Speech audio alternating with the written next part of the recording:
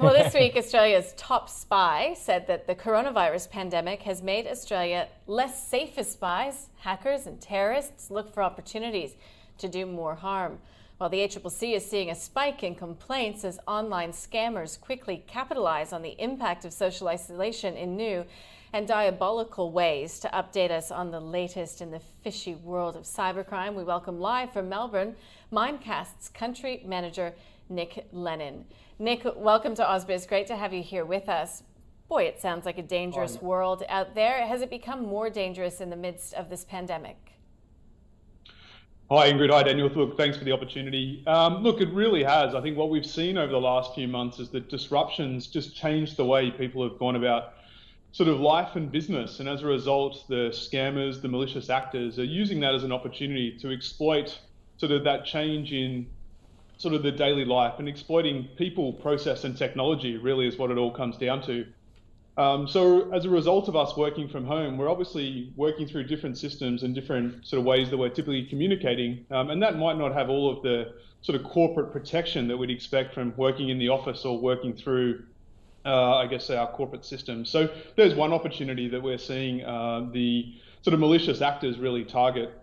We're also seeing process. Traditionally, people working from an office have gone about their daily lives in a fairly regular way. And as a result of the change of the conditions, we're seeing people sort of succumb to phishing or malware attacks that could be exploiting some of the processes that they're sort of quite familiar with, but when presented in a different way, create an opportunity for those hackers as well.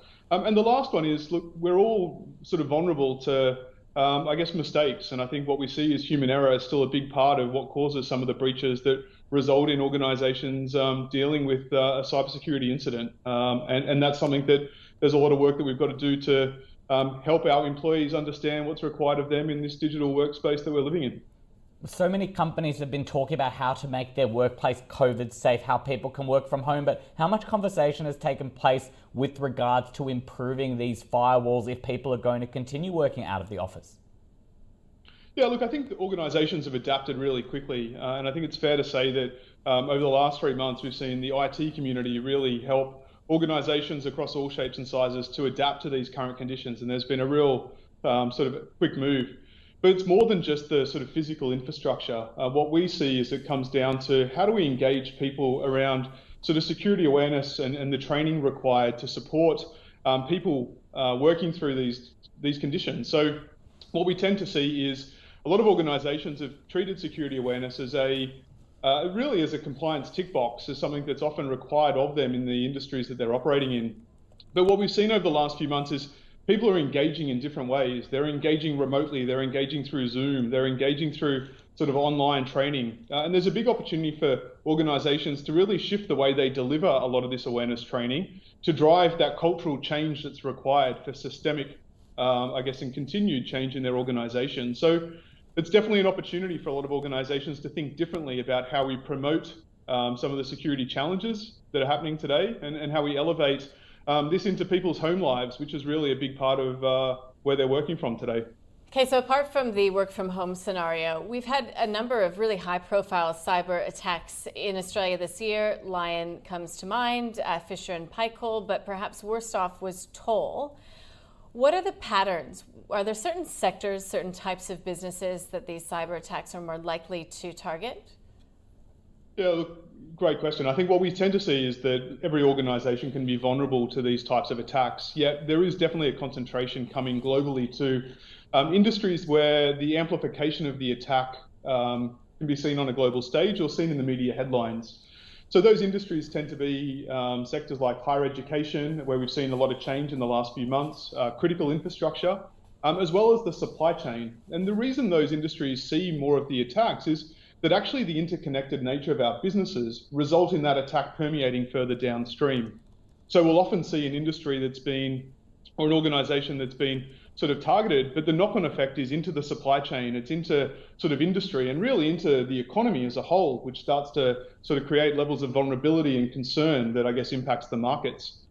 So as a nation, there's a really big opportunity for us to lift that maturity around cybersecurity and cyber resilience and elevate this conversation to being a business level conversation, given the way that we're operating today. But there's definitely a concentration into certain industries where they know that these attacks will permeate much further.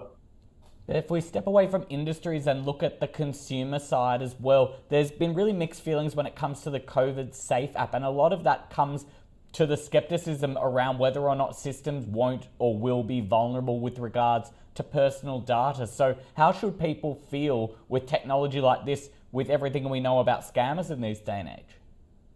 Yeah, Daniel, great sort of, and look, what we've seen in our threat intelligence is that in the first few weeks of COVID, 65,000 domains were created that mimicked some of the COVID response hotlines and some of the sort of community service sites that have been set up to help people transitioning into these conditions. So what we definitely see is individuals have got to take care and just be cautious and really think about sort of what are the types of messages that they're expecting to hear from trusted industries, trusted governments, trusted businesses. There's definitely a requirement on individuals to become aware of some of the best practices around just using a mobile phone, connecting to the internet, considering what are the sites that they're going to, and looking for .gov.au websites that really demonstrate the trusted nature of that community service. But we've definitely seen a lot of government and industries, brands be hijacked, and therefore it's very easy for those attackers to recreate a campaign that looks very trusted and it looks very successful. And that's the responsibility now of the security industry, on IT, and of business to really think about how do we protect those domains and those sort of trusted websites from these types of campaigns that are ultimately impacting consumers. All right, all food for thought and an increasing focus going forward. Nick Lennon, thank you so much for joining us. Appreciate it. Brilliant. Yeah, thanks very much.